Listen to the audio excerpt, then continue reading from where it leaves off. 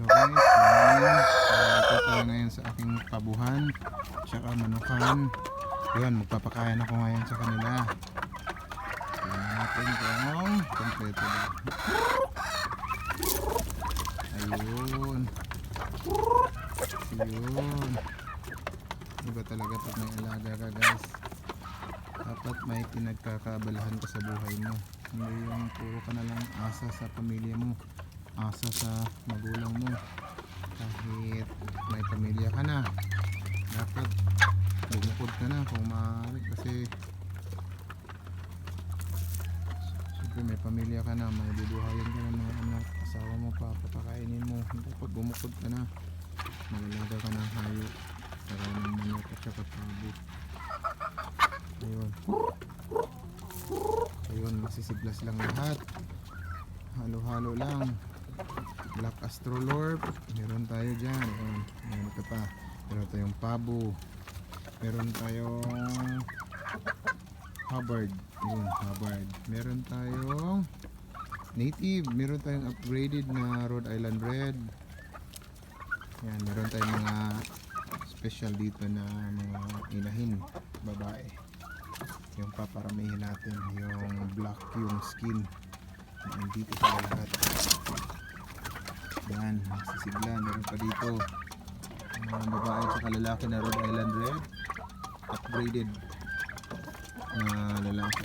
Ayun, ayun naman ang tataba. Yan, kung gusto kong kumain ng fried chicken, ayun, pupunta lang ako dito. Ito yung pakain ko, tsaka damo. Yung sabo kasi kumakain ng mga damo-damo. Yun. Marami-rami na rin to kumpara noon na kakaunti lang. Ito yung maliit na farm ko po, 107 square meters. Tapos nilagyan ko muna ng manok. Yan, kain lang ng kain hanggat may pera pa pambiling feeds. Yun, nakakasigla pag nakita mo silang masigla rin. Yan o, gusto ko pa naman sanang kumain ng mainit na sabaw na tinola, manok Bisaya.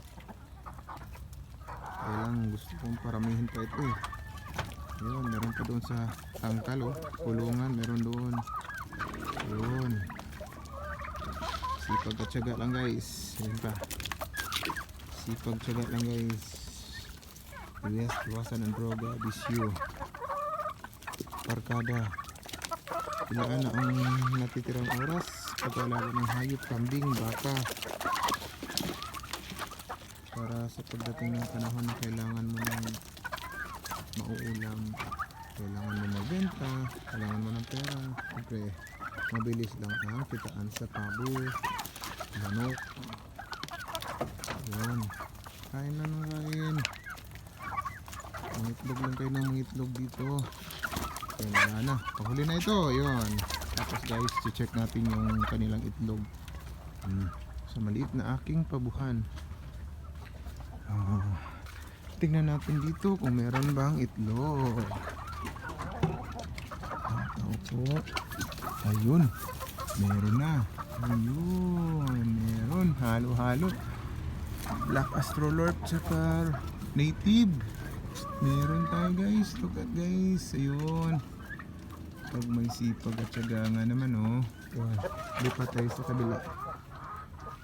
Tingnan natin doon kung meron din bang itlog dito.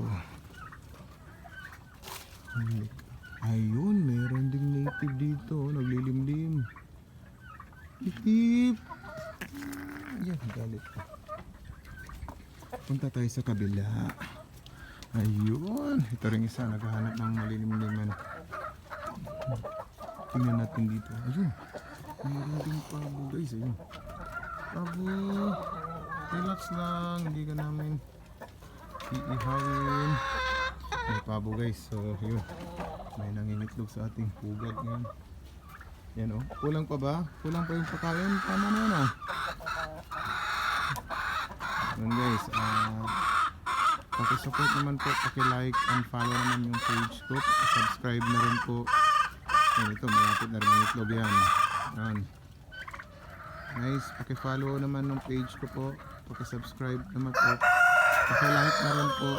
Tsaka kung may suggestion po kayo sa aking manukan at tsaka pabuhan po, paki-comment na lang po sa comment section po. Hindi po ako eksperto sa manukan, sa pabuhan.